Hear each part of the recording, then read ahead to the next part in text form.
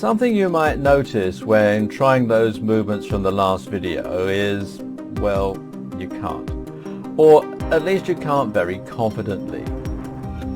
This will be the result of all those years sitting at your desk and not doing anything. So, how do you get back some basic mobility and learn to move properly again? One thing that can help a great deal is to practice stretching, in which case you'll be able to regain your full range of motion. So, how do you go about doing that? According to Pavel Tsatsouline, and I hope I'm pronouncing his name correctly, the vast majority of us go about this the wrong way entirely. If you're used to stretching by forcing yourself into a position that it hurts, then you may actually be doing more harm than good, so stop it right away. How do we know this is a bad move?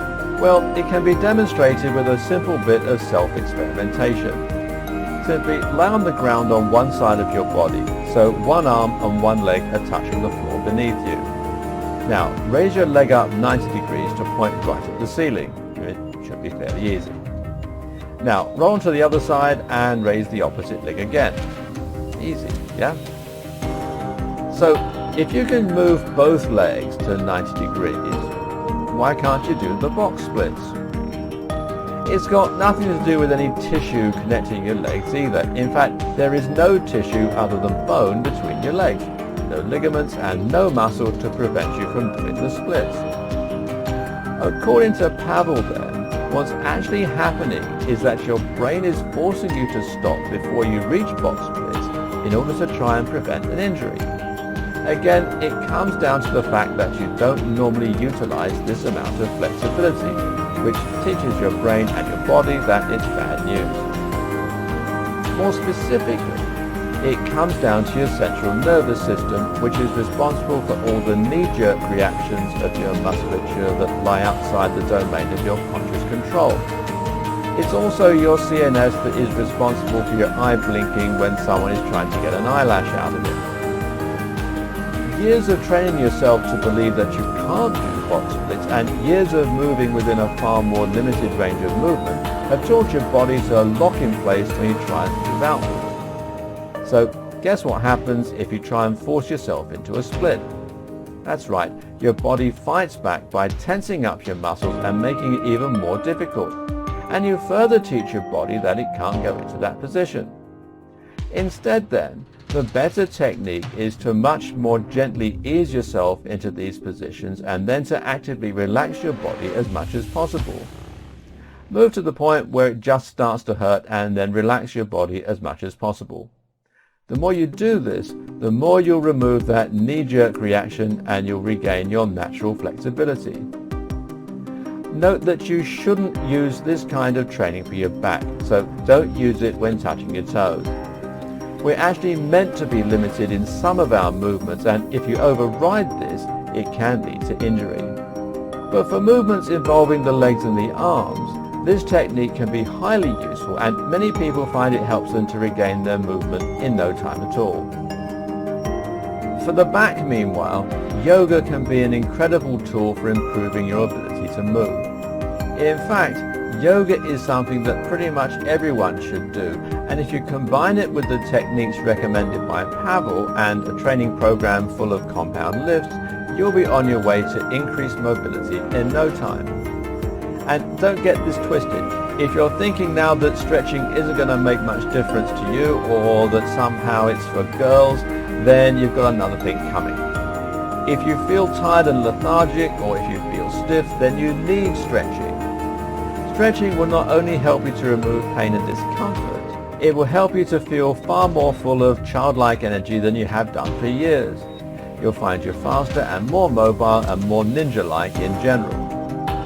Stretching makes us stronger. Studies show that people who stretch regularly are able to lift heavier weights, which probably is because the muscles and ligaments themselves present less resistance when they try to lift. In other words, they're not fighting their own body as well as the weights. But note that you actually shouldn't stretch just prior to a workout. Contrary to popular belief, this actually makes you weaker and more prone to injury by removing some of the tension that keeps your muscles in place and where they should be. stretch after workouts or as part of a separate program performed on its own. Meanwhile, you should also look into self-myofascial release. Now this is another health fad that's found its way into the gym that's nevertheless something that you should pay attention to. Self-myofascial release is what you might also know as foam rolling, although you can also use a tennis ball. This basically involves rolling around on something solid that will protrude into the fascia and help to remove knots and fascial adhesions. Now, without getting into too much science here, the fascia is essentially a large piece of tissue that looks like a thin film and that surrounds all of your muscles and joints. It's a bit like, if your muscles have been vacuum packed, and this is what keeps everything in place while at the same time supporting you through movements. The fascia is something that modern science is only just getting around to looking at, but it's thought by many to be as important, if not more important, than the musculature itself. When you contract your muscle, your brain sends impulses through your central nervous system. Once these impulses reach your motor end plates, they release calcium, amongst other things, to tell the fibers to begin contracting.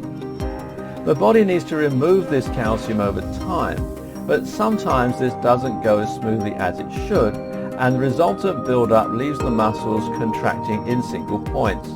This creates a tiny localized bulge of tension that can inhibit movement and create pain.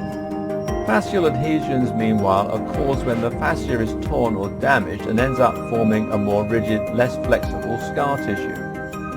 The fascia doesn't show up on MRI scans, so often this damage goes completely unrecognized, but it causes painful movement and other problems, and it needs to be dealt with. Foam rolling is essentially like giving yourself a sports massage that really gets right into those fascial adhesions and knots in order to work them out and give you back your movement. To do it, you need to get yourself a foam roller or a tennis ball, and then roll your back and other muscles across it. Move it around directly on the muscle until you feel a sudden twinge of pain. It should hurt, but it should feel like a good pain that's somewhat satisfying at the same time. Self-myofascial release can be used right before a workout, and should also have the same benefits for increasing strength during lifts. I hope this video helps you on your journey to a stronger, healthier you. Don't forget to subscribe to our channel for more exciting videos like this one, as this is just a part of several videos in this series. Please refer to the description below for suggested tips that will enable you to achieve peak performance in your health and fitness journey. Thanks for watching. See you in our next video.